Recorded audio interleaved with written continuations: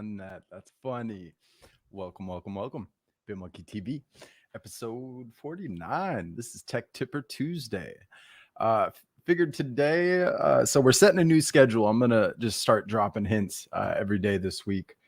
But I've settled on creating, this new time block for my schedule to just optimize everything for balance primarily. So we're going to be doing 4 p.m. to 7 p.m. Pacific is my time block, and that's everything from pre to live to post-production.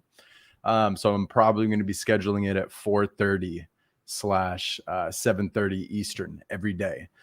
So I'm pretty sure that's going to be the new time. Just every single day of the week. Just keep it consistent. Fridays are always going to be the NFT day, interview day. Tuesday tech tip, and then I think I'm going to start cooking for you guys on Thursdays. I don't know how I'm going to do that live, but I have some recipes, plant-based recipes I've developed over the years that have helped me. So it's something I always wanted to share, and it was before I set up all this stuff for BitmonkeyTV. So I thought, fuck it. I'm just going to start jamming with you guys, a couple of days casually, right? Just documenting the process. Any given day, there's not really going to be these themes of the day as much. But I think it's going to bring far more value, and everybody's going to enjoy the content more. And I'm going to enjoy it more too, with my schedule, without having to do that endless prep for something that's just becoming repetitive. You know what I mean?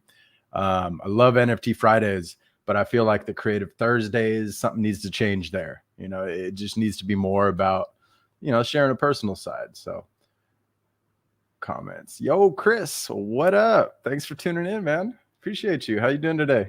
I need help dropping meat and sugar for good.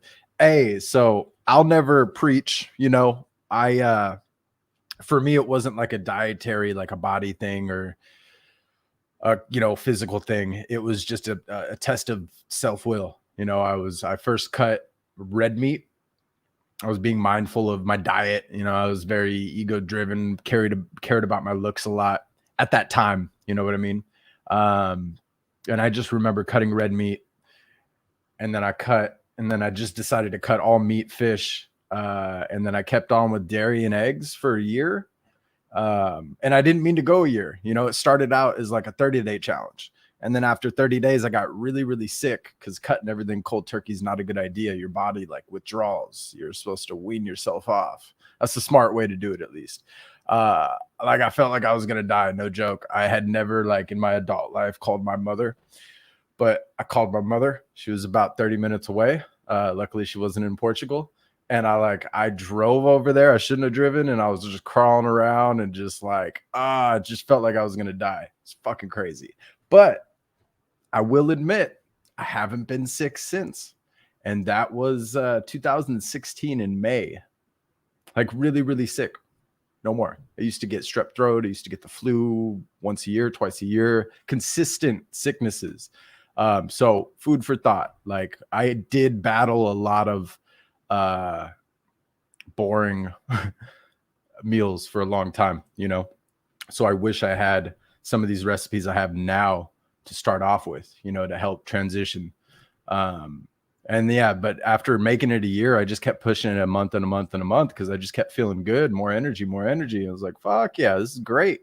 About a year, my body started rejecting dairy and butter and all the eggs I was eating. I was eating like a dozen eggs a day because I was still working out a lot at the time. I was really, really into the gym during that time. That was really the end of heavy weightlifting. But yeah, no, to your point, strongest man in the world is vegan. I'm gonna, yeah, dude. So I'm not a nutritionist by any means. And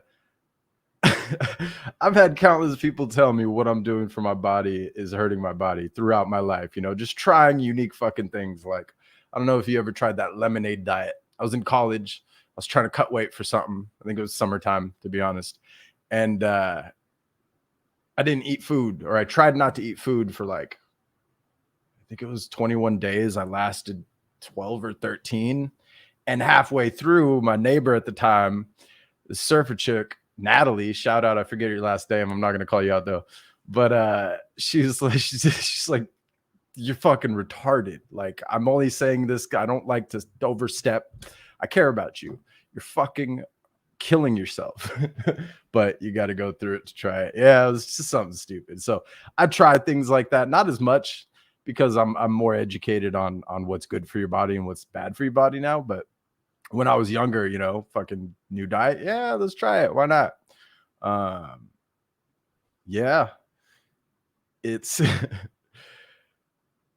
I'm not gonna lie, man. Like I was as you know, my doggo, reason I'm here, you know, Optimo. She we had to say goodbye on the 4th of this year. And like on her last, you know, as soon as we found out about the cancer, my bill for groceries went up because I went to the premium local meat, thick bacon, delicious that I used to eat before I went vegan. And I am not gonna lie, there was a few times where I autonomously almost licked my fingertips with the bacon grease because I'm, you know, I'm weird with the fingertips. I like to test the heat, so I'll flip everything by hand. And man, her mouth was watering the whole time. It warms my heart knowing that she ate very well in her final days, nonstop. And it wasn't even about the money. I didn't care about how much it cost. I just kept buying all the top-notch cuts. Yeah. Yeah. So I haven't been as consistent recently, but generally I'm only eating between 12 and 7. That's usually the time frame. I think I'm going to move it up to 10 to 5. But it's I just found it helps the body. It helps repair. It helps stay sharp. You know, my mental clarity, the tasks I work on earlier on in the day without eating, I'm far more effective, you know, than rather than after eating a meal and just, you know, having that added weight, so to speak. Oh man, my prayers. You know, I'm sorry to hear. It's so, you know, that changed your whole life, you know, as far as diet and perspective. I've heard a lot about, you know, different diets um really, really changing the course or really helping or ease pain or um yeah, you know, the closest thing I've lost to cancer, you know, is my dog to bone cancer. So my heart's out to you. It's could only imagine. So let's today's Tech Tipper Tuesday. And I was gonna kind of treat it like I did want to share something. I was watching some vlogs earlier, and if you guys are unaware, Tom Bilyeu is launched his Discord today. Let me get you guys a link here because just like Gary's project, I have as much conviction in VFriends. Yeah, and I didn't mean to switch gears all quickly or anything like that. You know, much love and respect. And if you ever need someone to talk to, you know, always here for you, man. But I have as much conviction in impact theory and what he's doing as I did in Gary and VFriends. So I'd highly recommend, you know, at the end of the day, not financial advice. This is not financial advice. I should probably save this for Friday, but I'm going to be talking about this project a lot because I want to keep you guys updated because I fully intend on going not all in, but as fucking all in as I can at that time when it launches. You know what I mean? So, and I'm not spending until then. I'm being mindful. You know, all these other projects, like it's what Gary preaches and reminds everybody a lot. And we're starting to see the behavior change. You know what I mean? Starting to see smarter movements and trades and mindsets and actions, right? But bet in the person, the team, the people. Who are they? What are they capable of? What do you believe they're capable of? And Tom Bilyeu, I started consuming his content arguably around the same time as Gary V, but I think Gary V's got a year or two on him. But his content helped change my life.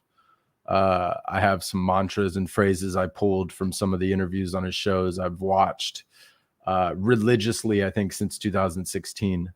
I did take a break for a little while, didn't watch every episode on the spot, but I'd rewatch everything. And I just believe in him so much and what he's doing. And I know he's talked about building the next Disney for many, many years now, way before Gary was known to be this doodler and was going to do V-Friends, way before that, many, many countless years. You know what I mean?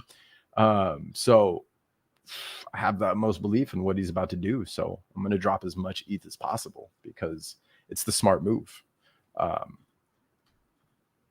Betting people, betting people.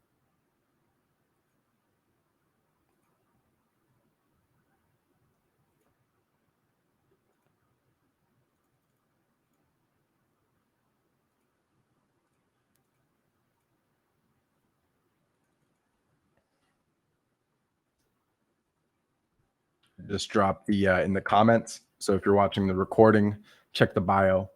I'm gonna have to remember to put that in there. Can I edit this stream live?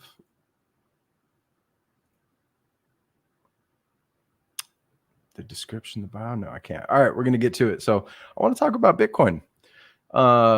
Because we're all in NFTs, right? Ethereum, Polygon. In most cases, right? The V-Friends community. You were introduced to this world through V-Friends primarily. I'm gonna make that assumption, right? So I really want to start educating on Bitcoin because I don't want to say one's better than the other. They both have their use cases, and they're both going to be here for a very, very, very, very, very long time. Whether you believe that or not, that's my belief.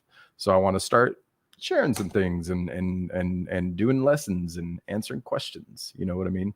And we're also going to, so one of the themes of the day, so I'm gonna give you a sneak peek moving forward, is there's gonna be some type of DAO focused day or miners focused day to be relevant with the project we're working on here at Bitmonkey Studio and the new team that's forming behind the scenes. No official announcements yet, but as you guys know, this was always a long-term project. So I'm just very excited for what's forming, what's in store, and what's to be announced. So stay tuned. But I think it's just important for everybody to be educated on Bitcoin. So I would love your comments on those themes of the day, right? Would you want to learn more about mining? Maybe you want to see a lab on how to build your own rig. I got some old video cards we can use. They're not too powerful, but they were old spares from old rigs and old farms. And I think it's some refurbished units. So, and then we have some ASICs we can play with too. So, yeah. So I really want to start making content relevant to the project. Because I want to start educating people. The best way. I fully intend on Monkey Bytes Miners DAO being very similar to Punk's comic and how it launched, and there wasn't a lot of attention, or there wasn't a lot of action out the gate. You know what I mean? I encourage that. I don't want a quick sellout with a gas war. So doing this organically and week by week, just step by step, informing and teaching and creating more and more content and finding new ways to educate different audiences is the right way to go. Take it nice and slow, like a tortoise in the hare. All right, let's cut it over. So let me cut down this music.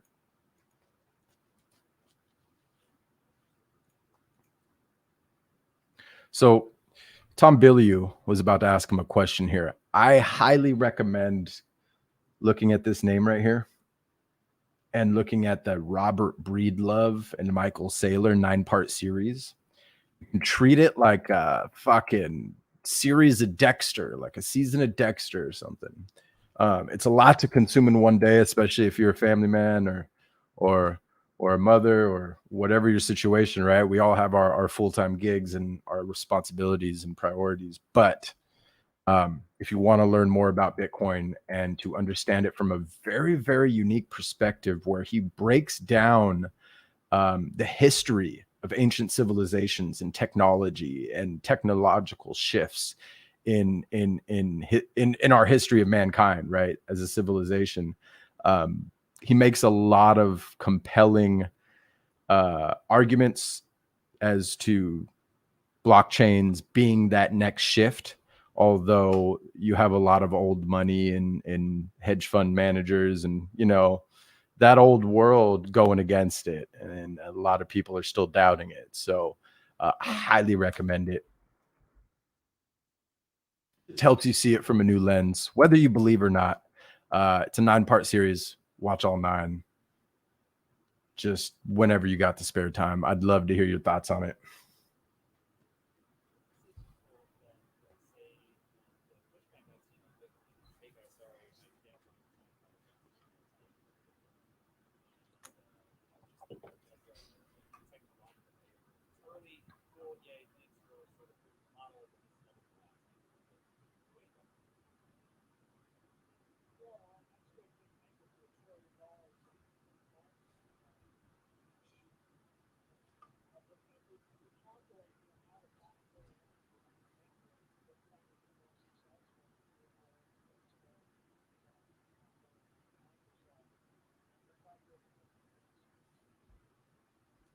You just hear that?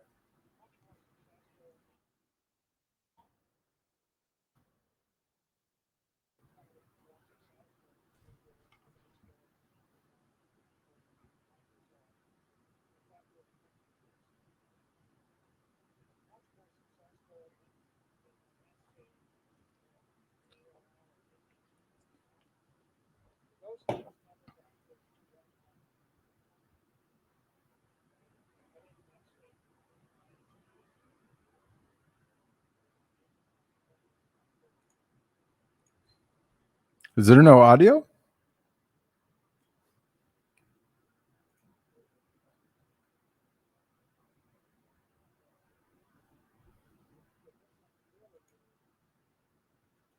Is there no audio there? Damn. I'm sorry about that. Let me try something new here. Huh.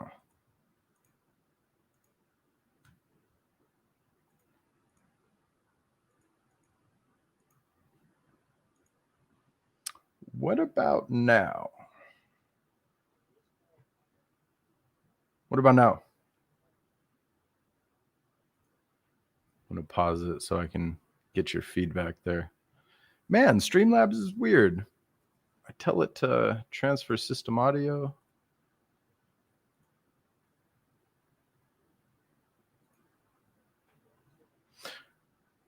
No, no worries. That's dope.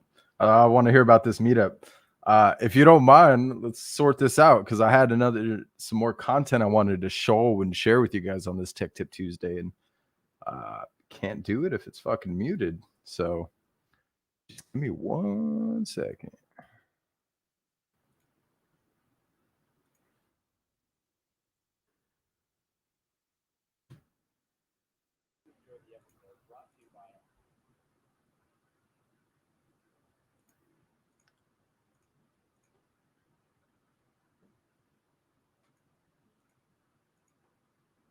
All right. Let me know on this one. Our sponsors at BlueBlocks. Go to blueblocks.com/impact theory for 15% off your order, or just use discount code impact theory at checkout. Did that work? No, I don't. I've checked. I made sure to unmute all tabs. Oh, okay, cool. No, so I'm using Streamlabs and not OBS anymore. OBS would just pull the system audio if I have the system audio. But now with Streamlabs, even if I share a screen, I selected system audio. I remember doing it, but it wasn't obviously doing what it was supposed to. So I wonder if it's because it's fucking weird. But good. Let me get to that point in time. Where was it? The solution to the issue of long duration network, Bitcoin would be more. Can you hear this one? If we count, or just that other window. Calculate. And just as a technological layer, it was early. Like I've seen on Bitcoin is, hey, what do you say? I don't know if you can hear that that other browser. I had to pull up this Google one. Oh, you could. Cool. So I'll just continue there. It's fucking ridiculous.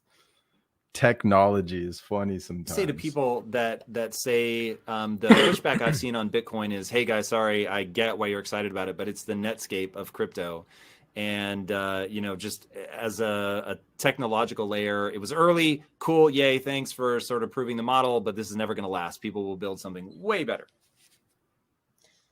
Yeah, well, Netscape didn't make it to $1 trillion in market value in 10 years, right?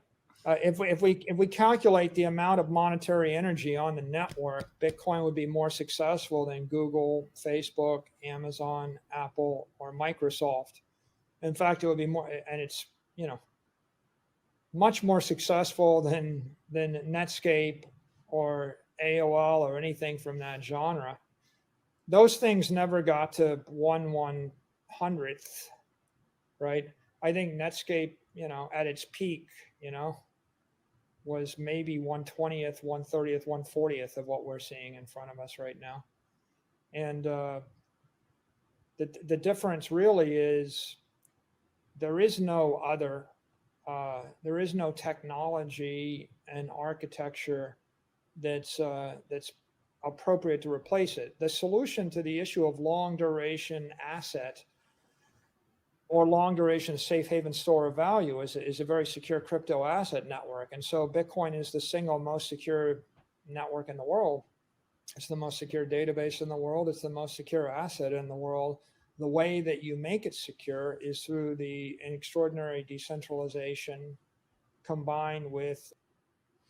So I wasn't going to go too far on that one because I didn't want to get away from the key point I wanted to take away here. Go back just a minute, just to reiterate. It was early, cool. Yeah, well, Netscape didn't make it to $1 trillion in market value in 10 years. So $1 trillion in 10 years, right?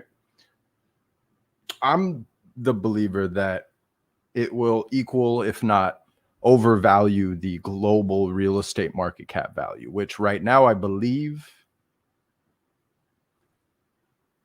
is $250 trillion. I could be wrong. I can Google it right now.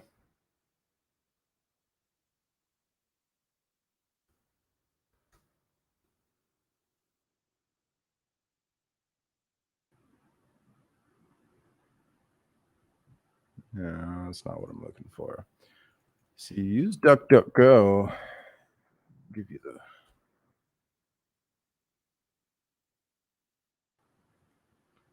So it's increased the previous year according. I'm not going to source check these. We're just take food for thought. Oh, you little shits.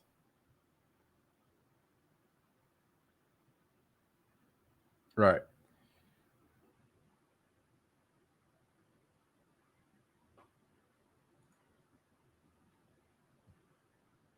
It's telling us about the growth, but where is it at? All right, we're getting away from the topic. But put into perspective, like when it gets to that point, what the value of each Bitcoin is going to be, since we know how it operates, right? Or I'm assuming most of us know that there's a finite number. There's only going to be a certain number minted ever. Thus making things more scarce, thus increasing its value over time, right? When the market cap's 250 trillion, I mean, that's an estimate of 1.3 million per Bitcoin. I'm not trying to do a price prediction, right? Or anything like that. That's just where I believe it's headed. And that's at the floor. So when you put into perspective what it's already done in 10 years, the reason I wanted to bring this up is it's already exceeded value of a lot of these big data analytical companies, Google, AWS, 10 years. You know what I mean? It's a baby. It's still volatile. One quote, I'm probably going to paraphrase a little bit from the Michael Saylor, Robert Breedlove 9-part series. He said, every technological shift in human civilization was volatile. every single one dated back throughout history. So I highly recommend that 9-part series. It's very educational. I'm going to drop a link in the comments.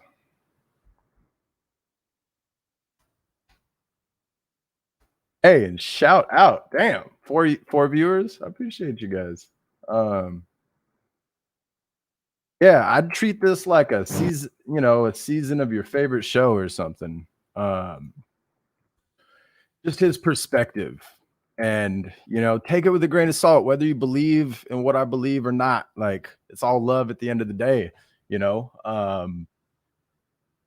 Just watch that with an open mind, and I'd love to hear your comments on it, because every single person who's actually watched that after I recommend it comes back to me like, whoa, and we have a deep conversation about just more, right? You know what I mean? It's yeah.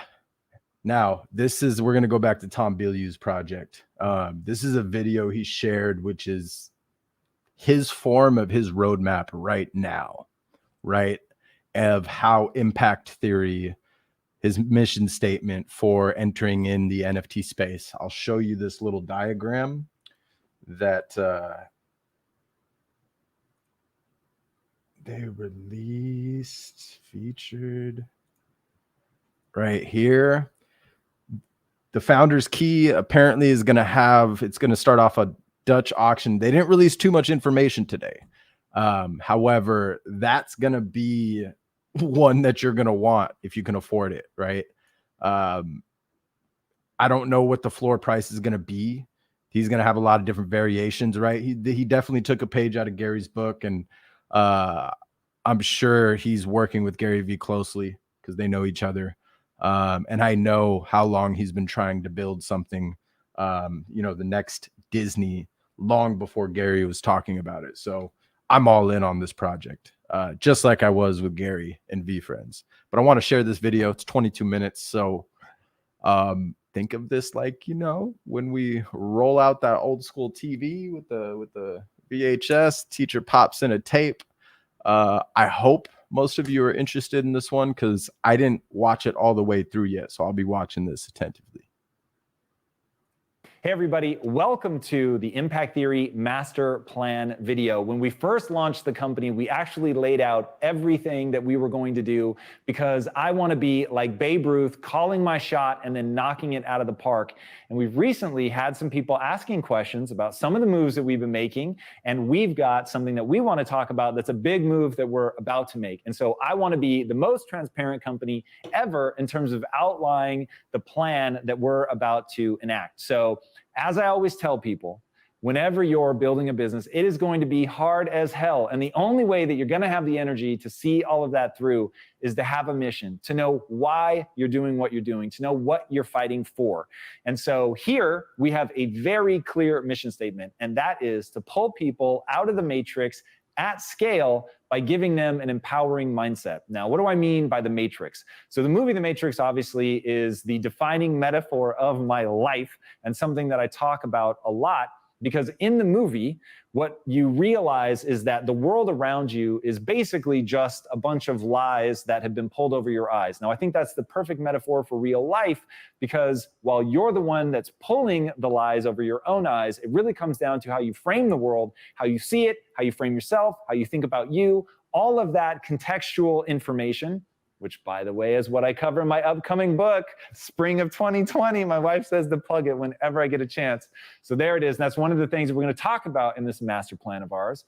But that whole web of things that you think of as you, things that you think of as just being sort of empirical truth, all of it is actually made up of these discrete elements. So your beliefs, your value system, your habits, your routines, your identity, all of that stuff feeds into you, and it creates your frame of reference. And your frame of reference is what I mean when I say to pull people out of the matrix, because they have a fixed mindset. They see the world in a limited way. They don't think that they can do as much as they really could do if they understood just how close to unlimited their potential was. And because they then believe that, they start working towards building the skill set to accomplish whatever it is that they want to accomplish. So that's why this company exists. Now, why did that become the driving obsession in my life? It started with a kid named Rashawn. So back when I was 18 and I was desperately trying to get into film school, and I was told by the admissions committee that to get into film school, I needed to get good grades because I'd gotten a 990 on my SATs, and that was me taking it twice. That was my combined score. I needed to get extra credit. A teacher offered extra credit. I nearly threw my arm out of the socket when they asked for people to volunteer, and they sent me into the inner cities to, they didn't call it this, but basically Big Brother for a kid, and you tutor them. And so of course they give you the worst behaving children on the face of the planet. And the kid that I got was this little kid named Rashawn. And I was supposed to only do it for 8 weeks. And at the 6-week mark, you're supposed to tell him that you're only coming for 2 more weeks. I told him, he went nuclear. This kid went ballistic in a way that I'd never seen before in my life. And as he was melting down and I'm thinking, what the fuck is going on? I said, is this because I said I'm only coming for 2 more weeks? He said, yes. And I said, all right, look, Rashawn, I'll make you a promise. As long as I live in Los Angeles, if you'll do your homework immediately when I get there, because he used to troll me and he would throw fits, run around for an hour, and then beg me to stay so that he could keep me for 2 hours. And because I was a sucker, I used to do it. So I said, if you'll do your homework the second I get here, then as long as I live in Los Angeles, I will tutor you. And that became an 8.5-year relationship. And it showed me just how much people's future are impacted by the zip code that they grow up in. And I could just see like, man, like this kid is really bright, but he is just on a track to going nowhere rapidly. So I used to take him to see movies in Beverly Hills, even though I was dirt poor, because I thought, well, it costs the same to see a movie there as it costs to see in a bad neighborhood. So let me show him that there are beautiful places. Now, the bad news is I don't know how much I really ended up impacting Rashawn. That's a very long story. He ended up in foster care and got moved very far away, and I ended up losing contact with him. But it's always haunted me that I don't think I was able to actually change the course of his life because I was young and stupid, and I had a fixed mindset, and I didn't know what I was doing, and I didn't know how to help him. All I knew how to do was love him. And so I showed him love, and I'm very proud of that. And it's one of actually still to this day, one of the most important relationships I've ever had in my life in terms of the impact that it had on me. But I don't know that I was very effective. Flash forward 15 years later, I now have a growth mindset. I've really gotten control of my own emotions, my ability to build my skill set. I'm at Quest Nutrition. I have 3,000 employees, and I see Rashawn in about 1,000 of them. Growing up in a bad neighborhood, really fucking hard knock life. And there I am, and I'm meeting these extraordinary people.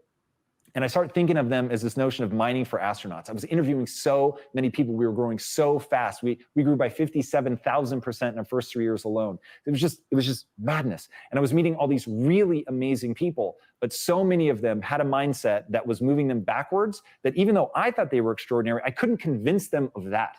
So I started thinking, hold on, I'm not fucking okay with this anymore. I'm not gonna do another Rashawn. I'm gonna find a way to communicate to these people that if they change their mindset, they can change the outcome of their life. And what I began to realize was I could only impact about 2% of the world by talking directly to them, telling them how to think and how to act, that they would implement it. And the people that did, it was so fucking rad. And one of them is wandering off right over there this very minute, and watching him turn his life around and go from somebody who had no vision of his future, who only believed what he could see, and who just assumed that his life was going to suck. And I remember the day that he came to me and said, for the first time in my life, I'm actually excited about my future. And I was like, that's why I'm doing this. That moment where you realize I'm in fucking control. I can do anything with my life that I want. Now, giving people that operating system is possible, but it's really fucking hard.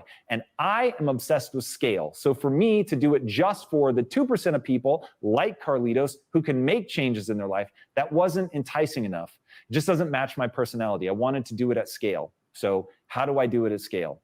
I started developing my theory of how to impact people, which is exactly why this company is called Impact Theory. Because when you break it down, there are 3 ways that you can influence, or 3 ways that people are influenced to develop their mindset when they're young, and it's happening by accident and they mistake it for truth. The way that those things happen are, number 1, your family, who your parents are. Number 2, the zip code that you grow up in. And number 3, what the culture considers cool. Now, I cannot control who your parents are. I cannot control where you grow up, but I can influence what the culture thinks is cool. Now, I think that there are 2 ways to do that. One is through music. I'm not good at music. I love it. I don't have a deep passion for it. The other is narrative. We are meaning-making machines. Humans, at the core of their being, the way that they make sense of the world is through narrative. We tell ourselves a narrative about ourselves. We interpret the world through the lens of narrative. It's why religions are so powerful. They tell these archetypal stories that people can gravitate to. They can understand meaning. They understand their place in the world and how to act. That's what we convey through stories. So as I'm thinking, okay, I can impact 2% of the world by just telling them, but the other 98%, I have to hit them emotionally.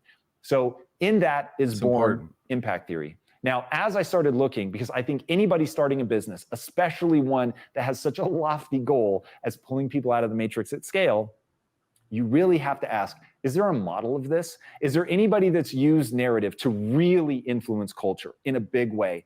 And the answer for me was yes. And the company that had done it most effectively by far is Disney.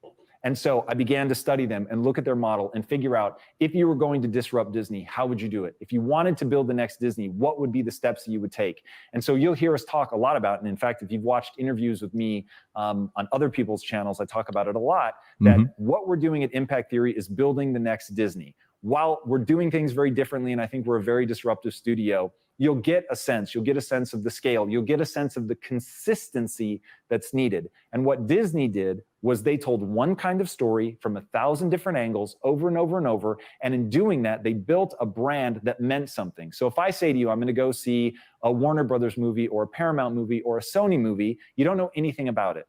But if I tell you I'm going to go see a Disney movie, you know something about it because of that brand consistency. Now, many credible scholars credit Disney with helping pull America out of the Great Depression because of the song Who's Afraid of the Big Bad Wolf and the cartoon that it was attached to, because people started singing that song after seeing the cartoon and it became embedded, and people began to realize that the Big Bad Wolf was the Great Depression. And by changing their attitude and assigning new meaning and realizing they could rise up against it and realizing they didn't have to be afraid of it, it helped them mentally shift out of it and go into a whole new era. It's really pretty extraordinary that, again, credible historians say, no, that really was this sort of emotional turning point for the country. And it showed me, and not just that, my sister has been to Disneyland 72 times in the past 12 months because the brand makes her feel some kind of way. And you're not going to get that from Sony or Warner Brothers. You're going to get that from Disney because they had this very clear vision of the way the world could be. And they paint that in all of their movies. So when you see a Disney movie, you know how you're going to feel at the end of it.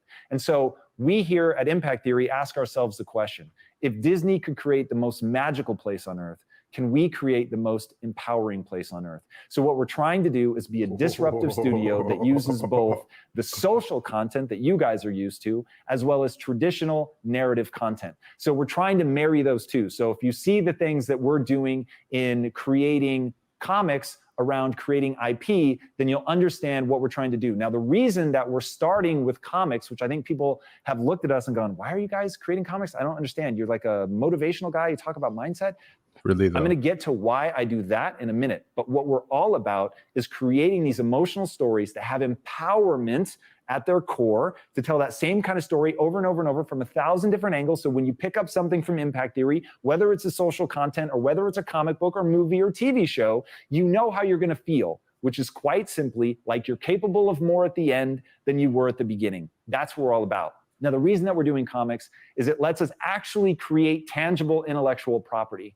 It's also a traditional feeder into film and television. If you look at what dominates the global box office, the number of the top 10 global franchises of all times that are comic book franchises is fucking bananas. So understanding that that's a traditional way, it doesn't have to be superhero. There's a lot of movies that started as comics that you might not even realize started as comic books. So knowing that that's a traditional feeder that Hollywood is used to, because as an incumbent, somebody that nobody knows, like as we come into this, we've got to find a way to plug into their system. Now, the other thing that it lets us do in any creative endeavor, you have to be able to survive a 1 in 20 hit ratio. If you can do that, then you've got the time to figure out what works, because you're never going to knock it out of the park right in the beginning. And I knew that going into it. Now, Lisa and I, we could co-fund a $100 million film, but if it tanks, we're fucked. And so you really have to be careful. You can only do that so many times before you absolutely go out of business. So we knew, because this is creative, because we're not necessarily going to hit it out of the park, that we wanted to start somewhere that was inexpensive so we could survive a lot of failures. And so that's why we're starting in the comic book arena. Now, ultimately, we will also be doing things that go direct to film and television, because that's a really powerful way for us to also build a reputation and make our mark there. So we're not just going to be doing comic books. We're actually in the process right now of partnering with one of the leading Hollywood management companies. And look, many a slip between cup and lip. So if I end up giving you a future update that is that partnership didn't end up happening, fair enough. But we're looking for ways that we can partner with people. Now, that brings us to one of the big updates that we have in our life, this new set that you see behind me, which is we're launching Impact Theory University. We are trying to build the next Disney, and that is going to require massive amounts of capital and ad revenue on the YouTube stuff that we're doing so far, which has been tremendous, and it's allowed us to grow as rapidly as we've grown, is amazing, but it's not going to let us get there fast enough. So we have a couple options before us. We can raise institutional capital, and for those of you that have seen my emoji for institutional capital, which looks like that because they're putting a gun to your head, they're expecting you to sell. I don't want to be on that kind of timeline. So Impact Theory is— Yeah, I'm just going to chime in on this. I'm sure he's consulting with him at some level. You know what I mean? But yeah, man, I'm sure you'll learn this, right? If you didn't know about him previously, if you consume any of his old content, Impact Theory started as a tool for employees to optimize their lives, not just performance at work, but their lives, right? How to become better. That's where it formed, right? So before he sold out of and cashed out of Quest, you know, that made him a billionaire. I believe he cashed out $1 billion plus, or sold the company for something like that, right? He went on to this. He's been talking about disrupting Disney for a long time. So that's why, like, I hinted on Twitter to him and he flexed back and liked my response. I was like, yo, because I saw him getting into NFTs. I was like, I know you're cooking something. Like, I've been watching your content long enough to know, like, you've been watching for long enough. You're launching something soon, aren't you? And it looks like October 13th, we'll know a lot more. If hopefully that's like, he's going to do it just like Gary Vee. He kind of mentioned on today's live. If you go to the Discord, they posted a recording, so you can actually listen to him talk in real time today, man. It's well worth it. But this is one of those projects right up there with VFriends and Punk's Comic that I believe are going to be here for decades to come. I might even move shares out of Punk's Comic into this, you know what I mean? Because of who this is and the type of culture that he focuses on building. That's the type of culture I want to believe in. Like what he's done, what he did for his employees. Imagine what he's doing for this initiative. You know what I mean? He doesn't have to work. He even mentions that shit. He's like, I have enough money. Like, this isn't for money. This is not a money grab, you know, because there's going to be that type of criticism regardless. But it's just, I got a lot of conviction in Tom Bilyeu. He's helped me a lot. I got a quote that it's like a mantra. I'll share it with you. It's the depth of clarity is the greatest form of peace and happiness. And that's something that Rob Dyrdek, out of all people, said on one of his interviews from, I think, 2017, 2018, something like that. You can find it on YouTube if you just search Tom Bilyeu, Rob Dyrdek. Man, that amongst others, there's so many others, but like his content, all free, has single-handedly changed my life, along with Gary. So I'm all in. I'm excited for this project. Yeah, man. Yep. I'm gonna finish the video because I just squirreled away from it. We got another 9 minutes, class. Is meant to be Lisa and I's forever company. This is what we want to do for the rest of our lives in terms of pursuing meaning and purpose. Like, this is our jam. This is what we love. This is what we want to do. We're building something here with people that we really fucking believe in. And I'm looking at some of them right now. And if you had my brain in an fMRI, you would see how I feel about it. So we don't want to sell the company.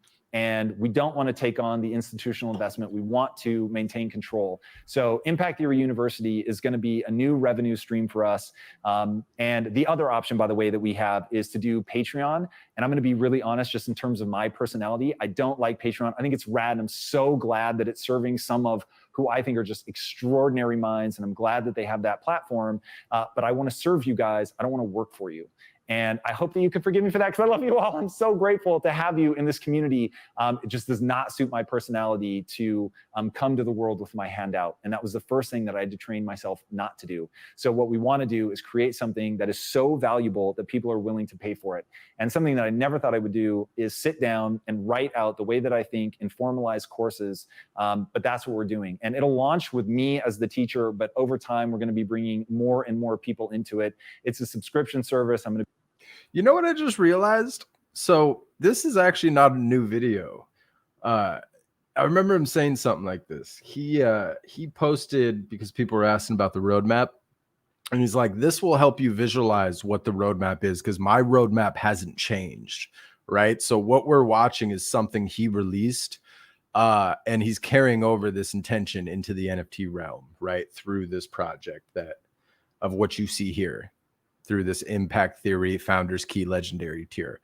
I'm assuming, right, this is the one to own. And I'm not sure about the public, but a 3 ETH entry point, Dutch auction.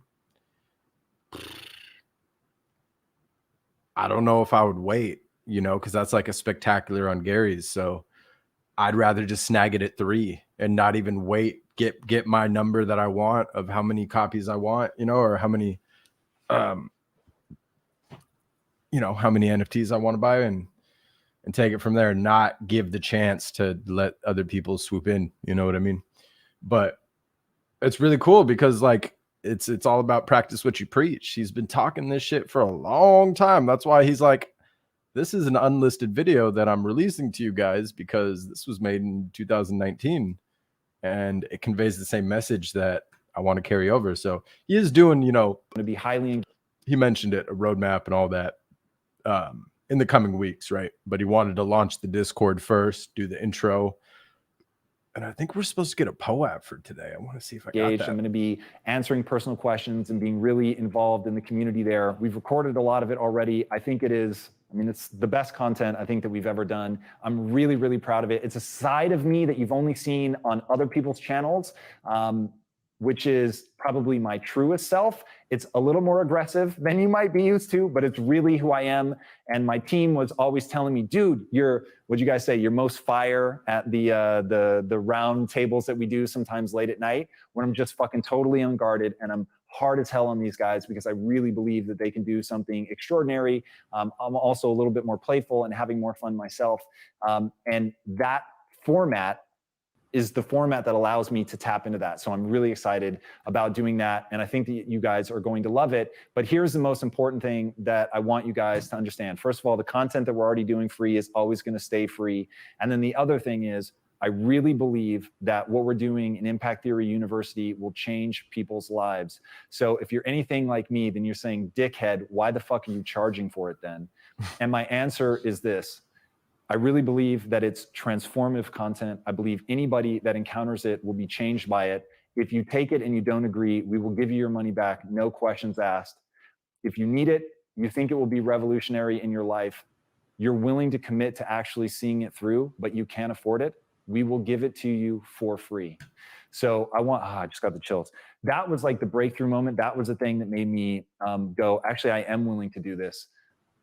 Because all the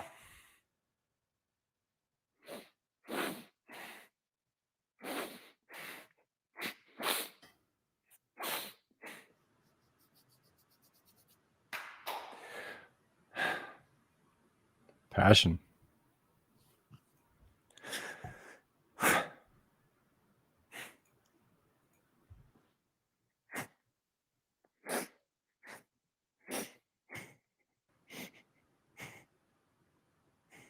Jesus.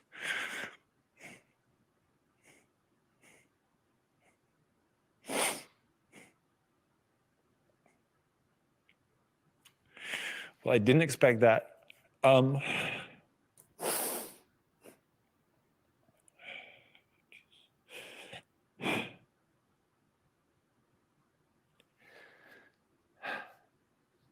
Yeah, man, me too. I'm over For here. I all of the was Sean's in the world.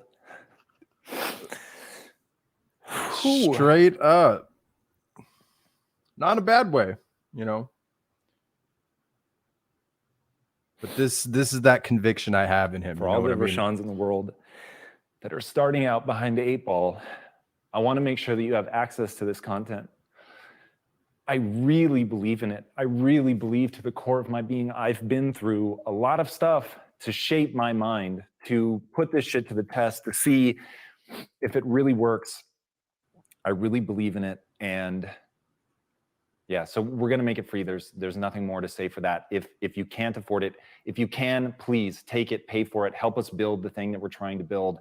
But if you can't, there's an application, fill it out, let us know your story, and we'll give it to you for free. That's it. I just want to make sure that everybody has access to this. So you can think of it as, if you can afford it and you want to support what we're doing and you believe in the mission and you don't think that we're just a ship of fools and that we can actually pull this off, it would be amazing if you supported by signing up. It's a monthly recurring coaching program. It'd be incredible. Like I said, over time, it will be other people that we bring into the system as well. Super excited about that. But if you can't afford it, we will make it free. Some people were asking why we killed some of the content that we killed recently. And the truth of the matter is I have finite time. I'm trying to be super ruthless with my schedule. YouTube is our primary focus.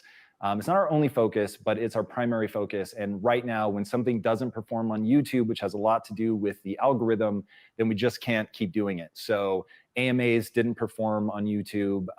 Relationship theory didn't perform on YouTube. So we had to ultimately move away from that stuff. So we are trying to really narrow, that's actually not true. We're introducing a new show on YouTube that's called Conversations with Tom. And I think the algorithm may punish us for that in the short term, but I'm hoping in the long term that it really works. But worst case, we can always start secondary channels. So that's why we killed the content that we ended up killing. The next thing, I'm super excited, although I'm super tense because the timeline is crazy short, is I'm writing a book that's going to be coming out in spring of 2020. I'm contractually obligated to my wife to mention that at every conceivable turn. We're going to be announcing, in fact, by the time this comes out, we will almost certainly have announced the book. And I'm really excited about the idea that I'm trying to pull out of the ether and put together, which is how to build yourself. That the working title that we're announcing it under is The Work. I think both Build Yourself and The Work are not quite the right title. So hopefully we will find something magically delicious before we launch, but that's what we're working under. It's basically how do you build the ultimate mindset by leveraging values, beliefs, identity, habits, routines, the default network, and a whole slew of other just insanely complicated things that I'm trying to tease out and put together in basically a step-by-step plan for you guys to take yourself into full beast mode. So I'm really excited about that, but it is a fucking race to get it done in time. It's going to give me a chance to reach people in a new way. It also forces me to be more robust in my thinking. So getting beyond sound bites and getting into the real fucking tactical shit.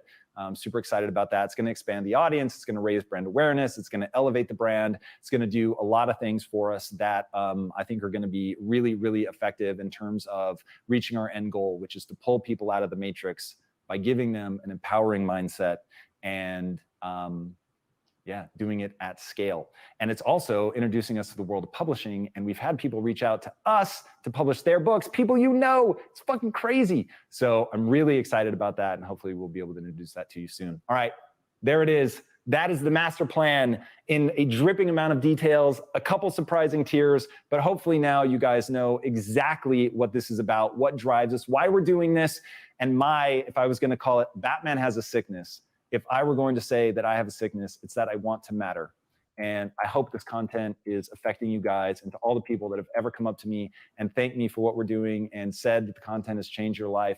You will never know how deeply that impacts me. Thank you guys so much. And we appreciate the support. We look forward to continuing to crush it for you for the foreseeable future. I consider the plan I just went through a 70-year plan. I can get in a lot more detail about how we're trying to break into Hollywood, but I think that gets you there. And my team is panicking about how long this is. So, all right. Thank you guys so much. And until next time. I love how he released a video right? That was listed in 2019 because his message hasn't changed. I just shared a link. Does that work? That's from the Discord here. So if you guys go, I don't know if I included, let me scroll up. Did I give you the link to his Discord already? Yeah.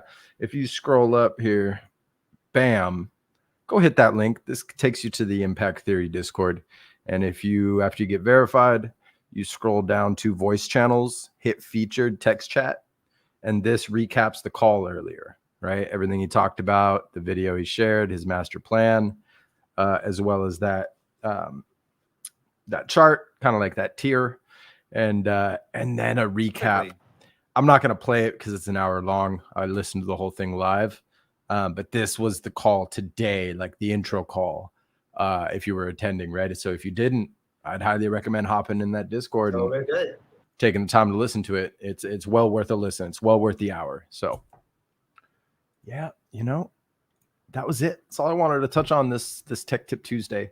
Just wanted to showcase Tom's project and the launch of his Discord, to touch on Bitcoin, to share those resources to help educate you guys more. And from there, I'd love to hear what you guys want to see next week. All right. We'll get into more demos and stuff like that. I'm just, this week is making some adjustments. So, prepping this new schedule and getting in the flow of this new time block, this new schedule, which has been nice. I love it. So I'm excited to come back tomorrow. I hope you guys have a great rest of your day. Thanks for tuning in. Chris, I appreciate you. 2, 3, 4 viewers throughout the show. Fucking dope. Loved it. Hope you guys have a great rest of your day. Catch you tomorrow. Peace.